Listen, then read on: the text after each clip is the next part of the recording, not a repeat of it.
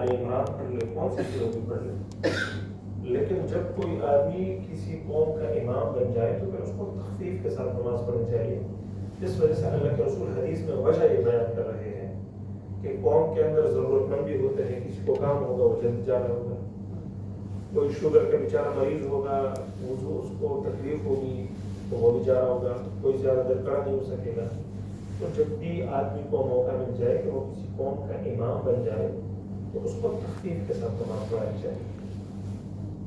اور نمبر 3 یہ عام طور پر میں محسوس کرتا ہوں عام جگہوں میں کہ بعض لوگ ہوتے ہیں وہ سجدہ اتنا طویل کرتے ہیں کہ امام بیچارہ سجدے سے اٹھ جاتا ہے، یہ سجدے میں پڑا رہتا ہے.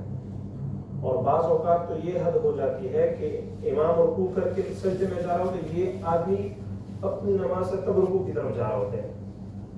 دیکھو ہمارے دین سیکھنے کا مقصد کیا ہے؟ ایک تو ہم نے دین کو بھی سیکھنا ہے اور ایک صحیح طرح سیکھنا ہے.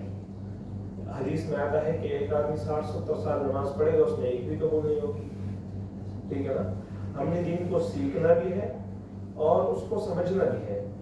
تو اب ایک آدمی امام گیا ہے رکوع کے اندر اور یہ کڑا ہے اپنی نماز پوری کر رہا ہے اور ادھر امام رکوع سے اٹھ کے سجدے کی طرف جا رہا ہے، تو اس کا تھوڑا فرق نہیں ہوگا. بچائے یہ کہ آدمی امام کے پیچھے بزرگی دکھائے، آرام سے بعد میں اپنے جو آپ نے نوافل پڑھے ہیں. اللہ کے رسول کی نماز کے بارے میں حضرت عائشہ رضی اللہ عنہ فرماتی ہے، کسی نے پوچھا حضرت عائشہ رضی اللہ عنہ سے کہ اللہ کے رسول کی نماز کیسی تھی، رات کی نماز کے بارے میں پوچھ رہے ہیں. تو اما عائشہ فرماتی ہے کہ جس طرح ہم کہتے ہیں نا اس کا پوچھا ہی نہیں، اس کی نماز کے حسن کا اور خوبصورت کا پوچھو ہی نہیں. مطلب اتنی خوبصورت نماز پڑھتے تھے اللہ کے رسول کہ 2 رکعت کے لیے کھڑے ہو جاتے تھے اور اتنی طویل رکعت پڑھتے تھے کہ حضرت انس رضی اللہ عنہ وہ جب ایک دفعہ اس کے پیچھے کھڑے ہوئے تو فرماتے ہیں کہ میں سوچ رہا تھا کہ اللہ کے رسول سورۃ البقرہ پڑھ کے رکوع میں چلے جائیں گے. سورۃ البقرہ پڑھ لی، پھر سورۃ آل عمران پڑھ لی، پھر اس کے بعد سورۃ النساء پڑھ لی، پھر سورۃ المائدہ پڑھ لی، یعنی 6 پارے ایک رکعت میں پڑھ کے پھر رکوع میں چلے گئے. ہر سورت کے اوپر مجھے یہ گمان رہتا تھا کہ اللہ کے رسول ابھی رکوع میں چلے جائیں گے. رات کی نماز کے بارے میں بول رہا ہوں. حضرت عائشہ فرماتی ہے کہ جب آپ صلی اللہ علیہ وسلم سجدے سے اٹھ جاتے تھے، بیٹھ جاتے تھے، تو میں سوچتی تھی کہ شاید اللہ کے رسول سے دوسرا سجدہ کرنا بھول گیا. اتنی طویل بیٹھتے تھے سجدے کے اندر. ایسے ہی یہاں رکوع کے اندر ہوتا تھا، اتنی طویل رکوع، اتنا طویل سجدہ. ایک آدمی اپنی نفل کی نماز پڑھے تو اس کے اندر طویل سجدہ پڑھ لے، آپ اس کے اندر اللہ سے خوب دعائیں مانگی. کیوں؟ سب سے اللہ کے نزدیک سب سے بہترین وقت جو ہے وہ سجدے کا وقت ہے، اور ہم سجدہ 3 تسبیح کے ساتھ پڑھ کر کے اٹھ جاتے ہیں. ہاں جب آپ نے کسی قوم کو نماز پڑھانی ہو، کسی جماعت کو نماز پڑھانی ہو، وہ تو جو سنت کا طریقہ ہے اس کے مطابق پڑھ کے ٹھیک ہے. اپنی جو نماز پڑھنی ہے، اپنے نوافل جو پڑھنے ہیں، اس کو جتنا طویل کر سکتے ہو طویل کر لو، کیونکہ نوافل ہے اس وجہ سے کہ آپ کی فرض نماز ٹھیک ہو جائے. جس طرح کہ ایک بچہ اسکول سے فارغ ہو جاتا ہے یا یونیورسٹی سے فارغ ہو جاتا ہے یا کالج سے فارغ ہو جاتا ہے، کوئی ڈگری لے لیتا ہے تو پہلے دن سے کوئی اس کو جاب نہیں دیتا ہے. کہیں وہ کیا اس کو بولتے ہیں، اس کو مہارت حاصل کرنے کے لیے، تجربہ حاصل کرنے کے لیے وہ کسی جگہ چھوٹا موٹا کام کرتا ہے تاکہ اس کو ایکسپیرینس حاصل ہوتا ہے. تو یہ جو ہمارے لیے اللہ کے رسول نے جو نوافل ہے، یہ اس وجہ سے ہے کہ ہم اس کے ذریعے سے اپنی فرض نماز کو بنا لیں کہ فرض نماز کو ہم نے کیسے پڑھنا ہے، اس کے اندر اللہ کی دھیان کیسی نصیب ہوگی. تو یہ تو کچھ ضروری مسائل تھے کہ جو آدمی کو لازمی سیکھنا چاہیے کہ آدمی جب امام کے پیچھے نماز پڑھ لے تو اپنی رکوع کو جتنا امام کے پیچھے نماز پڑھنے کا مطلب یہ ہے کہ آپ نے امام کی اتباع کرنی ہے. اگر آپ اپنی اتباع اور اپنی چیزیں شروع کرو گے تو آپ کی نماز باطل ہو جائے گی. آیات کے اندر آتا ہے لقد انزلنا الیکم کتابا فیہ ذکرکم افلا تعقلون. ایک عالم دین قرآن کی تفسیر کر رہا تھا اور قرآن کے اندر غور و تدبر کر رہا تھا کہ میں قرآن کو غور و تدبر کے ساتھ ترجمے کے ساتھ پڑھ لوں. تو جب وہ اس آیت کے اوپر پہنچ گئے لقد انزلنا الیکم کتابا فیہ ذکرکم افلا تعقلون، اللہ پاک فرماتے ہیں اے انسانوں، اے مسلمانوں، میں نے تمہارا تذکرہ کیا ہے، میں نے تمہارا تمہیں یاد کیا ہے کتاب کے اندر، قرآن کے اندر. افلا تعقلون، کیا تمہارے اندر عقل نہیں ہے؟ کیا تمہارے اندر سوچ نہیں ہے؟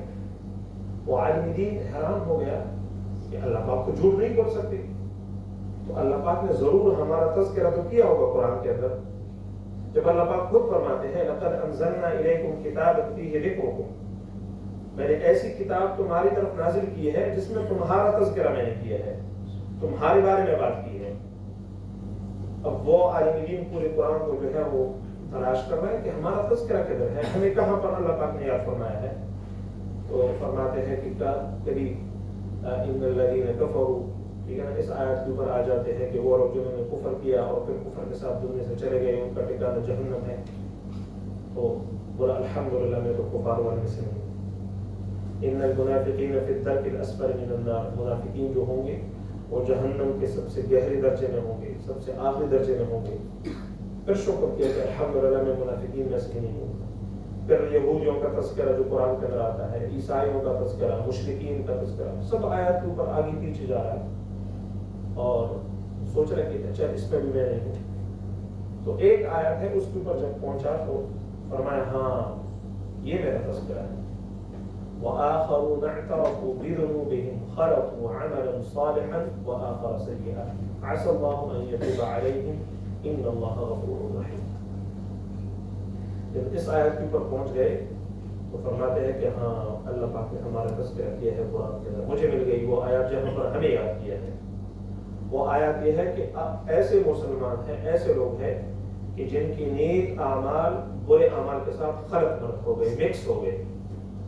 عسى الله ان يتوب عليهم، اور قریب ہے یہ اللہ سے توبہ کر لیں گے. ان اللہ غفور رحیم، اللہ پاک بہت غفور رحیم ہے. تو ہمارے بارے میں قرآن کے اندر تذکرہ موجود ہے. میرے بھائیو دوستو، ہم بھی انہی لوگوں میں سے ہیں کہ ہمارے نیک اعمال برے اعمال کے ساتھ مکس ہو گئے ہیں، اور ہماری اچھائیاں اور برائیاں یہ مکس ہو گئی ہے. تو ہم نے بھی اللہ کی طرف رجوع کرنا ہے اور اپنے گناہوں سے توبہ کرنا ہے.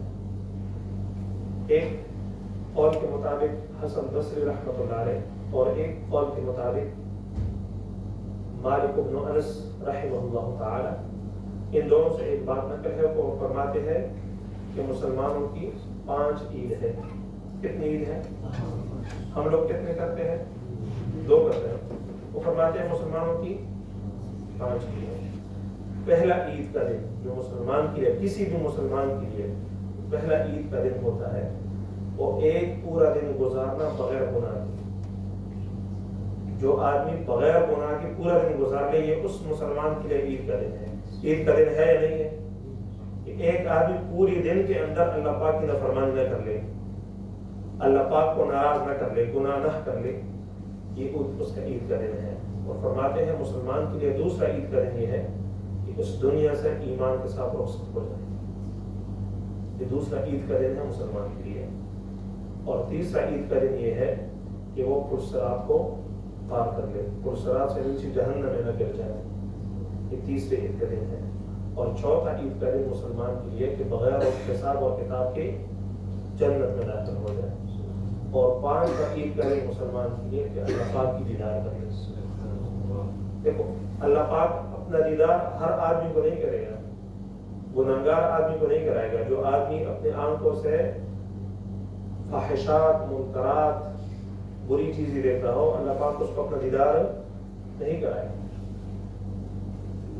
پیر ذوالفقار نقشبندی رحمہ دامت برکاتہ العالیہ ایک بہت بڑی پیر ہے، بہت بڑے عالم بھی ہے، حافظ بھی ہے، اور بہت لکھتی بھی ہے کتابوں کے اندر. وہ فرماتے ہیں کہ قیامت کے دن جب اللہ پاک لوگوں کو جنت میں داخل فرمائیں گے، اس کے بعد پھر جنتیوں سے پوچھیں گے اے جنت والوں کوئی چیز کی کمی ہے جنت کے اندر؟ تو سب لوگ کہیں گے نہیں، کوئی کمی نہیں ہے، جنت کے اندر پوری نعمتیں ہیں، کوئی چیز کی کمی نہیں ہے، جو چیز ہم مانگتے ہیں وہ مل جاتا ہے. آیات کے اندر آتے ہیں وَلَكُمْ فِيهَا مَا تَشْتَهِي أَنفُسُكُمْ وَلَكُمْ فِيهَا مَا تَدَّعُونَ.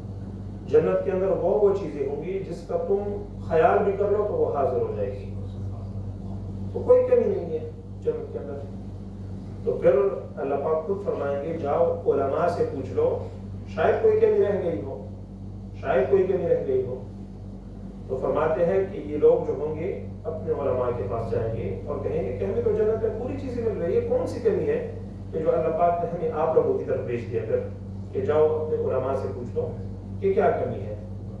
تو علماء فرمائیں گے ایک چیز کی کمی ہے، اللہ پاک نے وعدہ کیا تھا دنیا کے اندر ہمارے ساتھ کہ جنت میں داخلہ ہونے کے بعد میں تم لوگوں کو اپنا دیدار کراؤں گا، وہ وعدہ ابھی تک پورا نہیں ہوا ہے۔ تو اللہ پاک نے اپنی دیدار کرانی ہے، اور جنت میں سب سے خوبصورت لمحہ بھی وہی ہوگا کہ جب ہم اللہ پاک کی دیدار کریں گے۔ تو پھر ذوالفقار صاحب دامت برکاتہم العالیہ لکھتے ہیں کہ اگر جنت کے اندر جہاں پر فتنہ نہیں ہے، جہاں پر کفر نہیں ہے، ٹھیک ہے نا، جہاں پر امن ہے، جہاں پر سکون ہے، جہاں پر اللہ پاک کی تمام نعمتیں ہیں، اگر وہاں پر بھی ہمیں علماء کی ضرورت پڑتی ہے تو دنیا کے اندر جو فتنے کی جگہ ہے، جو گناہوں سے بری ہوئی ہے، جو کفر کی جگہ ہے، جو شرک کی جگہ ہے، جو فساد کی جگہ ہے، تو یہاں پر بغیر علماء کے کیسی زندگی گزاریں گے؟ تو ہمارے لیے لازمی ہے کہ ہم اہل دین کے ساتھ، اہل علم کے ساتھ، علماء کے ساتھ بیٹھے، ان سے دین سیکھیں، ان کی مجالس میں بیٹھے۔ اس دنیا کے اندر اگر ہم نے اپنی ایمان کو بچانا ہو تو ہم نے اہل ایمان والوں کے ساتھ بیٹھنا ہے۔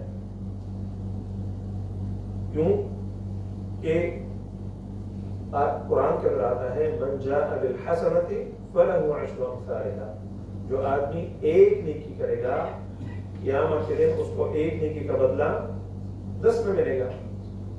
لیکن اللہ پاک نے قرآن کے اندر یہ نہیں فرمایا ہے من فعل بالحسنۃ فلہ عشر امثالھا، جو آدمی ایک نیکی کرے گا اس کو 10 ملے گا، یہ نہیں فرمایا ہے، بلکہ فرمایا ہے من جاء بالحسنۃ، جو وہ نیکی لے کے آئے قیامت کے دن۔ اول تو ہم نیکی کرتے نہیں ہیں، ایسے ہے نا، توفیق نہیں ملتی ہے، اپنی جو فرض نماز ہے وہ تکی ہوئی ہے، کبھی وضو نہیں ہے، کبھی کپڑے خراب ہے، کوئی بہانہ بنا کے کبھی پڑھ لیتے ہیں، اول تو نیکی کرتے نہیں ہے۔ اگر نیکی کر بھی لے تو شیطان ہم سے کوئی گناہ کر کے ہمارے نیکی ضائع کروا دیتا ہے۔ تو اس وجہ سے اللہ پاک نے فرمایا نیکی کرنا آسان ہے، نیکی کرنا، نیکی کو بچانا مشکل ہے۔ نیکی کرنا آسان ہے، نیکی کو بچانا مشکل ہے۔ کس سے بچانا ہے؟ ہمیں شیطان سے بچانا ہے، اور شیطان ہمیں گناہ کی طرف مبتلا کرتا ہے۔ میں جیسے پہلے کہا کہ حسن بصری رحمہ اللہ یا مالک بن انس رحمۃ اللہ دونوں کا قول ہے، مسلمان کے لیے وہ دن عید کا دن ہے، عید کا دن ہے مسلمان کے لیے کہ جو دن اس کا بغیر گناہ کے گزر جائے۔ اور ہمارے کتنے ایسے دن گزرے ہیں کہ جو بغیر گناہ کے ہوں؟ ایسے دن ہمارا گزرتا ہے، کہیں نہ کہیں ہم سے بد نظری ہو جاتی ہے۔ اور یہ نظر جو ہے نا، آنکھوں کی نظر، اس کا تعلق ڈائریکٹ دل سے ہے۔ نظر کا تعلق جو ہے نا ڈائریکٹ دل سے، جو چیز دیکھ لیتی ہے نا نظر، فوراً دل کے اوپر اثر کرتی ہے۔ امام شافعی رحمۃ اللہ علیہ کا نام تو سنا ہوگا، امام شافعی رحمۃ اللہ علیہ، امام شافعی رحمۃ اللہ علیہ فرماتے ہیں شکوت نفسی شکوت سوء حفظی الی وکیع، اس کا استاد وکیع نام کا استاد، میں نے میرا حافظہ کمزور ہے، میرا حافظہ کمزور پڑ گیا، مجھے کچھ یاد نہیں ہو رہا ہے، میں جو چیز یاد کر لیتا ہوں بھول جاتا ہوں، تو میں نے اپنے استاد کو شکایت لگائی کہ میرے استاد میں کچھ یاد کر لیتا ہوں وہ بھول جاتا ہے مجھ سے۔ شکوت الی وکیع، میں نے اپنے استاد کو شکایت کی، سوء حفظی، اپنے حفظ کے بارے کے اندر، اپنے یادداشت کے بارے میں بھول جاتا ہوں۔ فاوصانی، تو مجھے اپنے استاد نے وصیت فرمائی، فاوصانی الی ترک المعاصی، کہ اے میرے شاگرد گناہوں کو چھوڑ دے۔ کس چیز کو چھوڑ دے؟ فإن العلم نور من نور الہی، علم جو ہے، اسلام جو ہے، ایمان جو ہے، قرآن جو ہے، یہ نور من نور الہی، یہ اللہ پاک کی نور میں سے نور ہے۔ وَنُورُ اللَّهِ لَا يُعْطَى لِعَاصِي، اور اللہ پاک اپنا نور کسی گنہگار کو نہیں دیتے.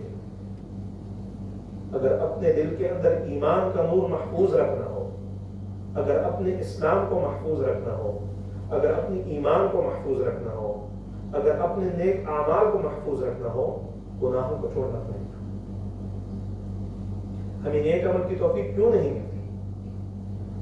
ان گناہوں کی اثر ہوتی ہے.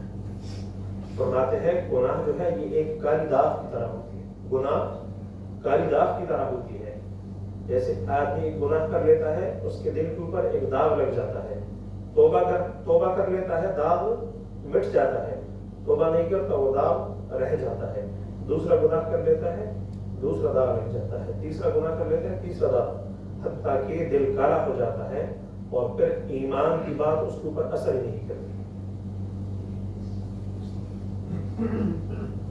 حضرت علی رضی اللہ عنہ فرماتے ہیں انظر الی ما قال ولا تنظر من قال. اس آدمی کی طرف نہ دیکھو جو بول رہا ہے، بلکہ یہ دیکھو کہ کس کی بول رہا ہے. میرا مطلب یہ ہے کہ میں جو بات کر رہا ہوں میں اللہ کی اور اللہ کے رسول کی بات کر رہا ہوں. صرف فرق یہ ہے میں اوپر بیٹھا ہوں، آپ لوگ سن رہے ہیں، باقی حال ہمارا سب کا ایک ہے. میں اپنے دل کو پہلے کرتا ہوں.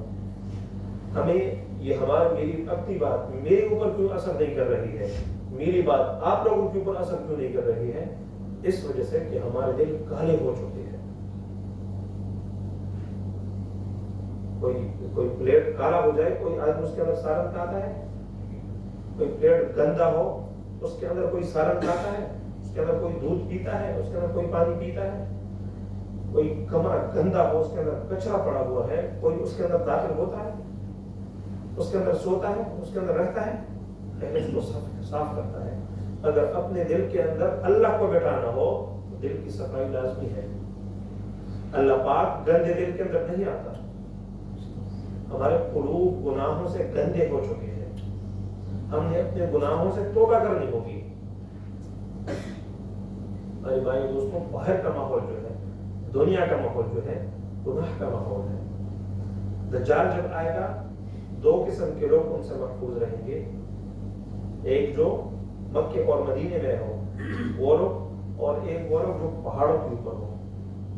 کون سے لوگ؟ جو پہاڑوں کے اوپر ہو، جو شہروں سے دور ہو. کیا وجہ ہے؟ کیوں حدیث کے اندر یہ آیا ہے؟ اس وجہ سے کہ باہر، شہر سے باہر کی جو زندگی ہے، جو دیہات کی زندگی ہوتی ہے، جو پہاڑوں کی، اس میں گناہ کا موقع کم ملتا ہے. اس کے اندر گناہ کا موقع کم ملتا ہے. تو اس وجہ سے یہاں پر جب ہم کسی شہر کے اندر رہ رہے ہیں، ہمیں چاہیے کہ اپنے ضروریات کے علاوہ ہم باہر زیادہ نہ جائیں. گناہ کے ماحول میں آدمی سے گناہ ہو جائے، نہ چاہتے ہوئے بھی گناہ ہو جاتا ہے.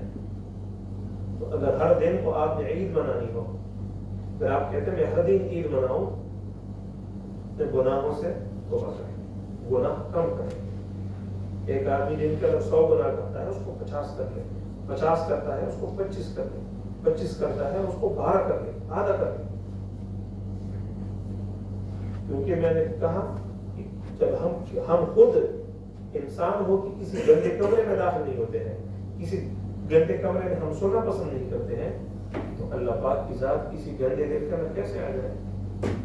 اس کا قرآن کسی گندے دل کے اندر کیسے آ جائے؟ اس کا ایمان کسی گندے دل کے اندر کیسے آ جائے؟ اگر ہم نے اللہ کو اپنانا ہو تو ہم نے اپنے گناہوں سے توبہ کرنی ہے. اور ایک آخری مثال، جب گاڑی جا رہی ہوتی ہے نا، گاڑی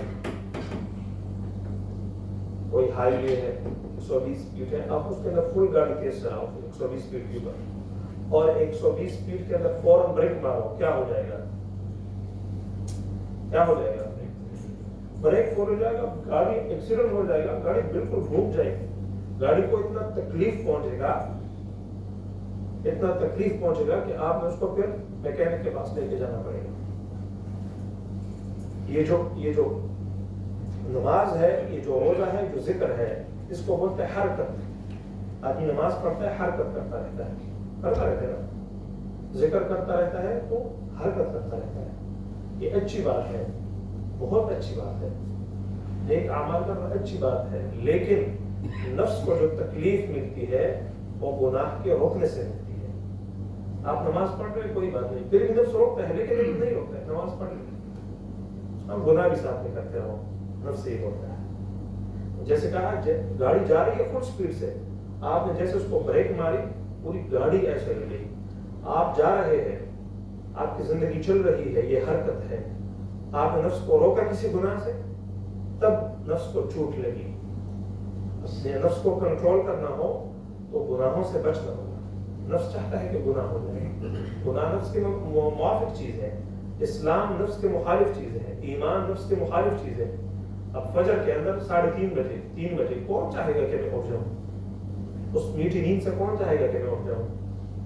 کوئی دور کا علاقہ ہے جہاں پر سردی ہے اور وہاں پر جو ہے ٹھنڈا پانی ہے، کون چاہے گا میں ٹھنڈی پانی سے وضو کر لوں سردی کے اندر؟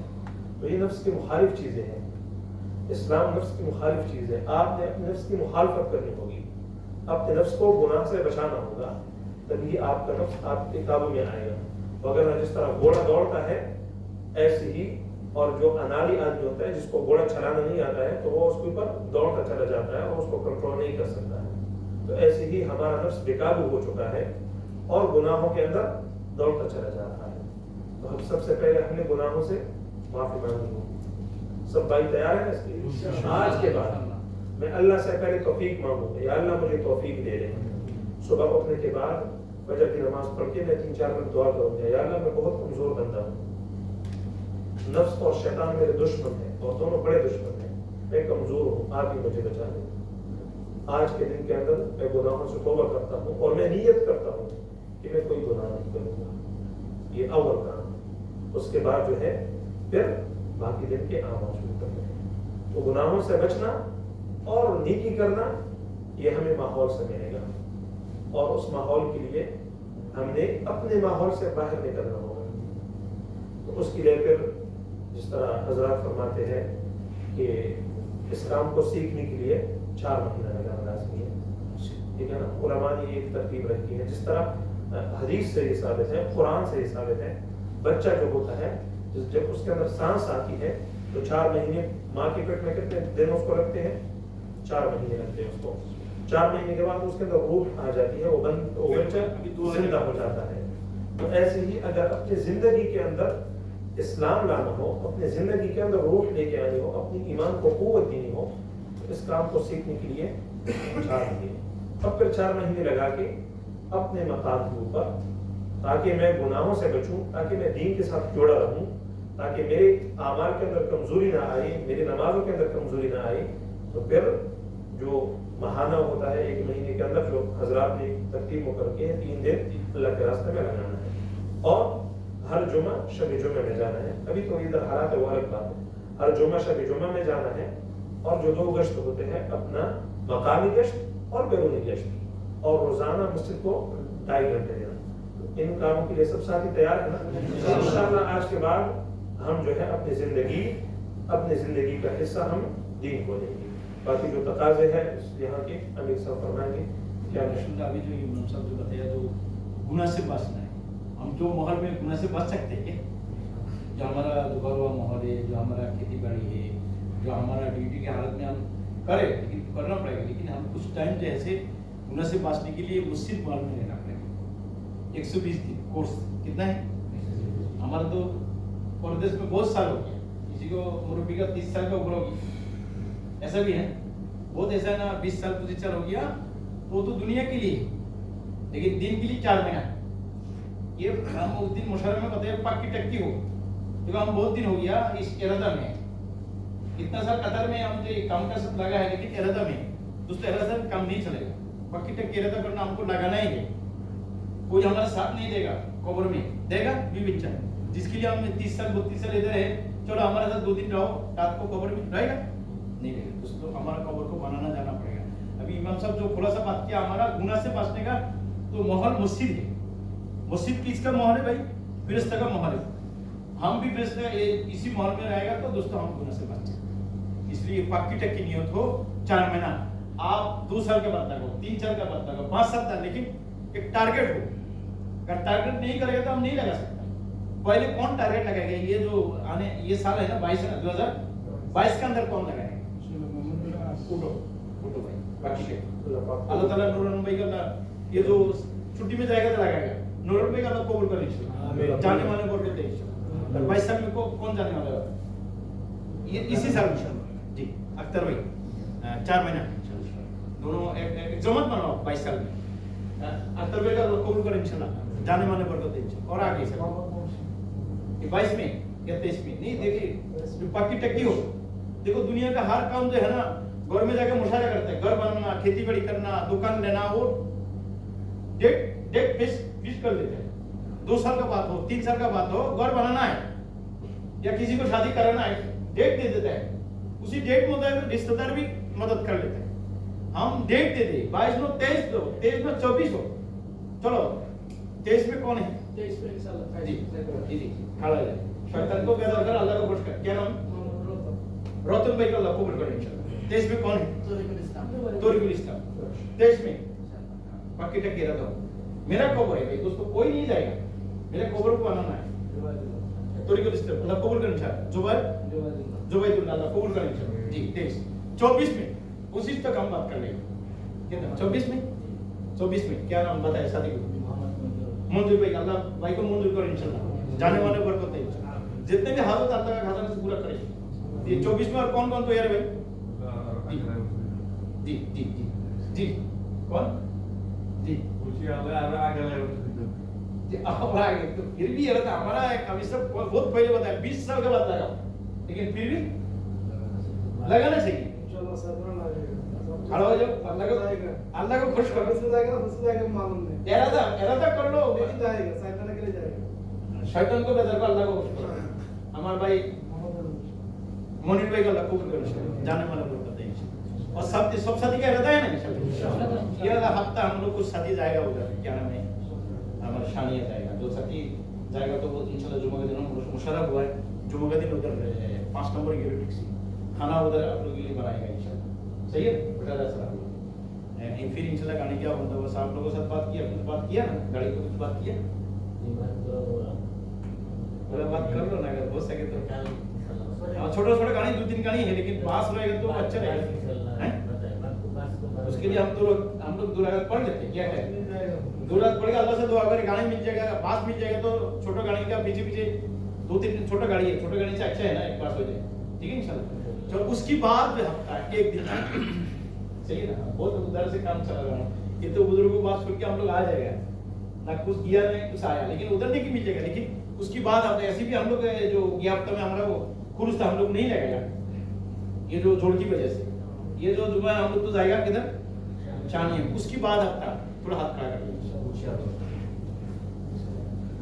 पक्की टक्की है नहीं आपको? ये जुमरात का आपको ढूंढना पड़ेगा या आप खुद आ जाएगा? सही नहीं बन सब ये ढूंढ करके ढूंढना पड़ेगा आप किधर है। देखो ये हदीस में आता है ना कि जो आदमी हज के लिए जाता है या जो आदमी उम्रा के लिए जाता है, तो अगर उस आदमी को रास्ते के ऊपर मौत आ गई तो क़यामत तक अल्लाह पाक एक फरिश्ता मुकर्रर कर लेते हैं और उसकी तरफ से वो हज और उम्रा अगर हम भी ऐसा कोई पक्का इरादा कर ले, जैसे अभी साहब ने फरमाया कि 2022 करीब 6 महीने पड़े हैं, 22 से 23 ठीक है, 23 की शुरू में 23 के दरमियान में 24। देखो कोई कहे ना कल उधर काम है और 200 रियाल मिल रहे हैं ना, तो हम उसको नहीं कहेंगे यार अगले साल में कर लूंगा, वो 200 रियाल कल कर लेंगे।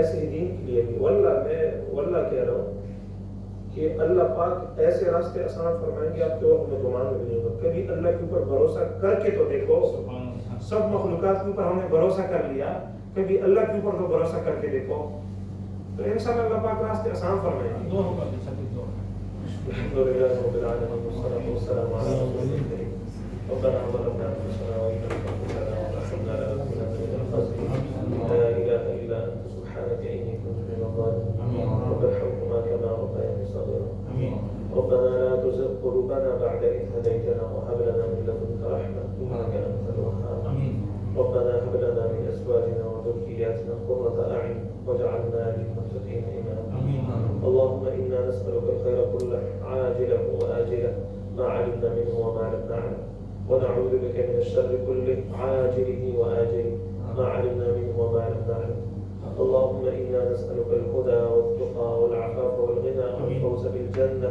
والنجاة من النار يا مقلب القلوب ثبت قلوبنا على دينك، يا مصرف القلوب صرف قلوبنا على طاعتك. اللهم أعنا على ذكرك وشكرك وحسن عبادتك. اللهم إنا نعوذ بك من عذاب القبر وعذاب الحشر وعذاب جهنم، ونعوذ بك من فتنة المسيح الدجال، ونعوذ بك من فتنة المحيا والممات. اللهم طهر قلوبنا من النفاق، وأعمالنا من الرياء، وألسنتنا من الكذب، وأعيننا من خيانة، فإنك تعلم خائنة الأعين وما تخفي الصدور. اللهم گناہوں کو معاف کر، ہماری صغیرہ کبیرہ گناہوں کو معاف کر، بھول کر کی ہے، جان بوجھ کر کی ہے، دن میں کی ہے، رات میں کی ہے، جس حالت میں بھی کی ہے، آپ سے پناہ مانگتے ہیں۔ اللہ آپ بھی گناہوں کو بخشنے والے ہیں، ہمارے گناہوں کو بخشش فرما، ہمیں معاف فرما۔ افسوس اس آدمی کے اوپر نہیں ہے کہ جو دنیا سے جہنم میں چلا جائے، افسوس اس آدمی کے اوپر ہے مسجد میں آ جائے اور پھر بھی اللہ پاک سے اپنی مغفرت نہ فرما دے۔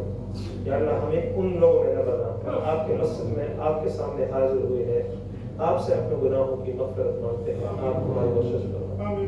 اللہ دنیا کے جتنے بھی بادشاہ ہیں، بڑے بڑے بادشاہ ہیں، ان کے دربار کے اوپر کوئی حاضر ہو جاتا ہے، کچھ نہ کچھ تو مل جاتا ہے ان کو۔ یا اللہ آپ تو سب سے بڑے بادشاہ ہیں، آپ تو بادشاہوں کے بادشاہ ہیں، ہمیں خالی ہاتھ نہ ہوگا۔ یا اللہ ہمارے گناہوں کو معاف فرمائے، ہماری ایمان کی حفاظت فرمائے، ہمارے دین کی حفاظت فرمائے، ہماری اولاد کی حفاظت فرمائے، ہمارے ازواج کی حفاظت فرمائے، ہمارے والدین کی حفاظت فرمائے۔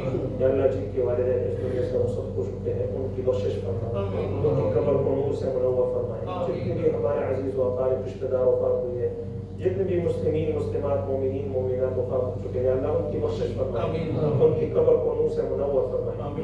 جتنے بھی پریشان حال ہیں یا اللہ ان کی پریشانیوں کو دور فرمائے۔ یا اللہ جتنے بھی بے اولاد ہیں نیک صالح اولاد نرینہ عطا فرمائے۔ یا اللہ جتنے بھی بیمار ہیں ان کو شفائے کاملہ عاجلہ مستقبلہ دائمہ عطا فرمائے۔ یا اللہ جتنے بھی مقروض ہیں جو قرضوں میں پھنسے ہوئے ہیں، اللہ آپ غیب کے خزانوں سے ان کی قرض خلاص کی توفیق عطا فرمائے، غیب کے خزانے ان کی کھول دے۔ یا اللہ ہمارے گناہوں کو نہ دیکھ، اپنی رحمت کو دیکھ، ہم بہت گناہگار ہیں، آپ کے سامنے ہاتھ اٹھانے کی بھی قابل نہیں، ورنہ یا اللہ ہم آپ کے سامنے ہاتھ اٹھانے کی بھی قابل نہیں۔ ہمیں پتہ ہے ہمیں کون کون سے گناہوں میں ہم مبتلا ہیں، کون کون سے گناہ کر رہے ہیں، دن رات کون کون سے گناہوں میں مشغول ہیں۔ یا اللہ آپ ستار العیوب ہے، آپ نے پردہ ڈالا ہوا ہے۔ یا اللہ ہمارے گناہوں کو معاف فرما، آپ سے ہی اپنے گناہوں کو معاف فرما۔ یا اللہ ہمیں اگر جس آدمی کو ایمان نہ ملا ہو اس کو تو نہیں ملا ہے، جس کو ایمان مل کے ایمان سے آپ اس کو محروم کر دیں۔ یا اللہ ہمیں ہماری ایمان سے محروم نہ فرما۔ یا اللہ ہمارا ایمان ہماری سینوں میں ثابت فرما۔ یا اللہ ہمیں ایمان کے اوپر ثابت قدم فرما۔ یا اللہ ہمیں ایمان سے محروم نہ فرما۔ آپ نے ہمیں ایمان دیا ہے، بڑی دولت دی ہے، اس سے محروم نہ فرما۔ اسی ایمان کے ساتھ یا اللہ ہمیں دنیا سے رخصت فرما۔ جب ہم اس دنیا سے رخصت ہو رہے ہو ہماری زبان کے اوپر لا الہ الا اللہ محمد رسول اللہ۔ سبحان ربك رب العزة عما يصفون وسلام على المرسلين والحمد لله رب العالمين۔